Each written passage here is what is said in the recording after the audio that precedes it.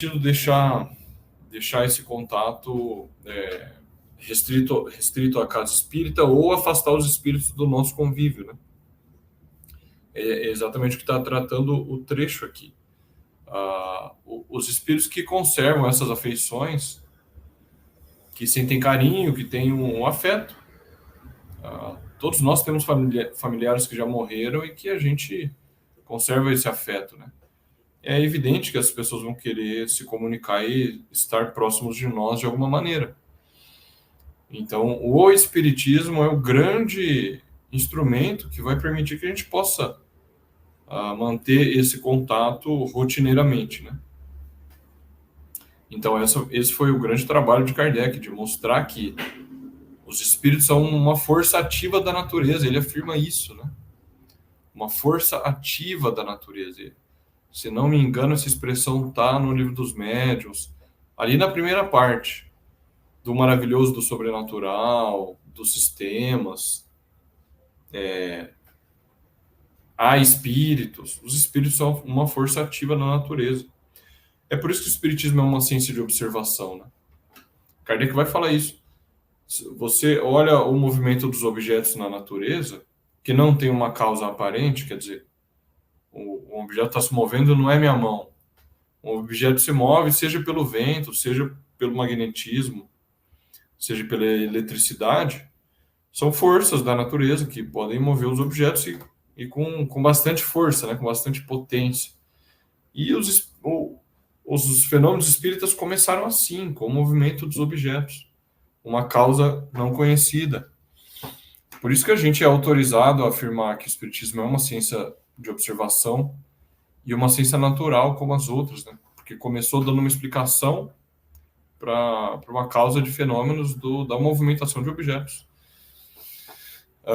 Então, se o espírito é uma força ativa da natureza, não há nenhum motivo para a gente ter medo deles ou afastá-los de nós. É impressionante como o movimento espírita tornou os espíritas pessoas infantis e imaturas intelectualmente, sabe? É como uma tribo indígena que vê um raio, um relâmpago e fica com medo de estar sendo punido pelo Deus. Os espíritas têm medo dos espíritos nesse sentido, vê como algo sobrenatural e a se temer. Uma tribo indígena vê um fenômeno da natureza, não sabe explicar e atribui alguma coisa estranha. É impressionante. Uma coisa infantil, né, de quem não conhece a lei da natureza que rege aquele fenômeno. Então, o movimento espírita foi por esse caminho, infelizmente. Mas, com a boa compreensão de Kardec, aqui a gente muda esse entendimento. E a gente vê que aquelas pessoas, elas querem se comunicar conosco. Aqueles espíritos, né? Só lembrando, eu fui até buscar aqui o capítulo da obra O Nosso Lar, que é uma obra sobre a qual a gente sempre fala aqui, que tem um capítulo impressionante sobre essa questão do contato dos espíritos e dos homens, né? A gente já conversou bastante sobre isso, conversei bastante com o Michel. No Gabinete do Ministro, capítulo 13. No Gabinete do Ministro. Leiam esse capítulo e vocês vão ver como uma pessoa que é um espírito, que quer ver os seus filhos encarnados na Terra é tratada pelo governador espiritual de nosso lar. Com crueldade, com cinismo, é uma coisa impressionante. E ele, no final do capítulo, ele proíbe essa senhora, o espírito de uma senhora que está sofrendo, ao ver os seus filhos sofrendo na Terra, ela sofre por eles, ela se compadece do sofrimento deles e quer ir até a Terra visitá-los. Como se existisse essa distância, né? A gente sabe que o mundo material e espiritual coabitam, mas ela quer ir à Terra e o ministro não permite, com ainda essa negativa com toques de crueldade, de cinismo. É uma coisa impressionante. Então, a gente precisa ter clareza disso tudo. O contato com os espíritos é uma coisa natural, e os espíritos que possuem uma afeição para conosco, eles vão querer entrar em contato conosco, ficar em volta de nós, e o que é muito natural,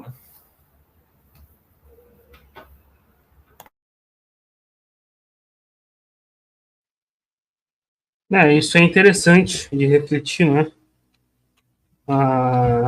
Os laços morais se mantêm, mas os laços que eram mantidos apenas pela matéria são quebrados, né? Então, por exemplo, tem muita gente que tem um amigo, mas não é exatamente um amigo. É um amigo ali que a pessoa é o amigo da bebida, né? Que ela vai no bar e bebe junto com o outro. Então, o que liga aquelas duas pessoas é algo material, né? O vício, né? Tirando no período de perturbação, que o espírito ainda está preso à matéria, depois esses laços materiais se quebram, né? Porque sobra realmente o laço moral. E isso me faz lembrar o Evangelho segundo o Espiritismo, quando fala do divórcio, né? Quando fala do não separeis, né? O que Deus juntou. E Kardec fala, né, que ele defende que a possibilidade do divórcio legalmente, mas ele diz o divórcio só acontece porque há muitas relações que se pautam em interesses materiais, né? A, o homem que só vê a beleza da mulher, a mulher que tem interesse no dinheiro do homem ou em algum bem material. Então ele fala, o divórcio legalmente deve ser deve ser possível, mas ele só acontece no mundo de provas e expiações de vocês porque vocês se unem por laços materiais e não pelos verdadeiros laços, que são os laços morais, que são eternos, né? Então, isso é um ponto que a gente tem que considerar, né? Como cada vez mais nossos laços, né, são pautados na matéria, né? Isso é algo que até fala o Zygmunt Bauman, né?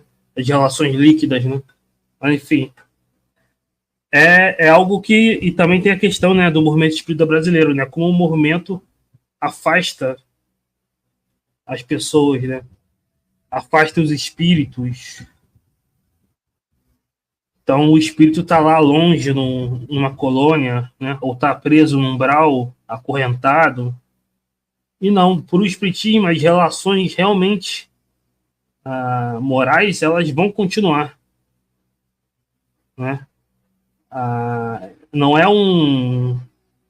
o que termina uma relação não é uma prisão material, não é o espírito estar acorrentado no umbral, é aquela relação ser pautada em interesses materiais, e quando acaba o corpo, acaba os interesses materiais, aí se quebram essas relações, né? Mas quando elas se pautam no interesse moral, né? A verdadeira amizade, né?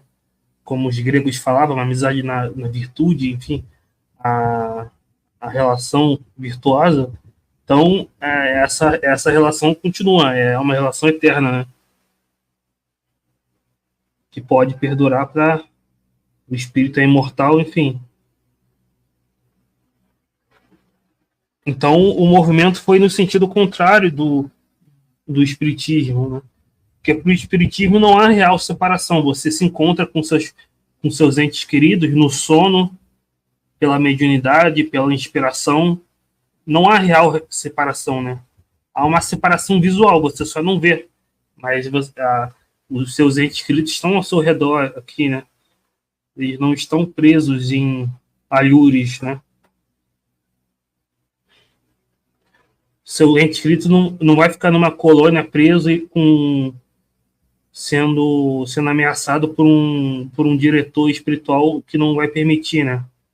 Ou que só vai permitir com tantos bônus horas, né?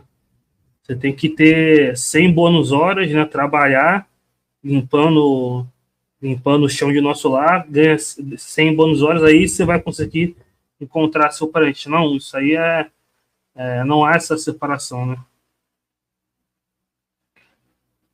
Aqui o José comentou no privado, capítulo 13, no gabinete do ministro. da obra Nosso Lar.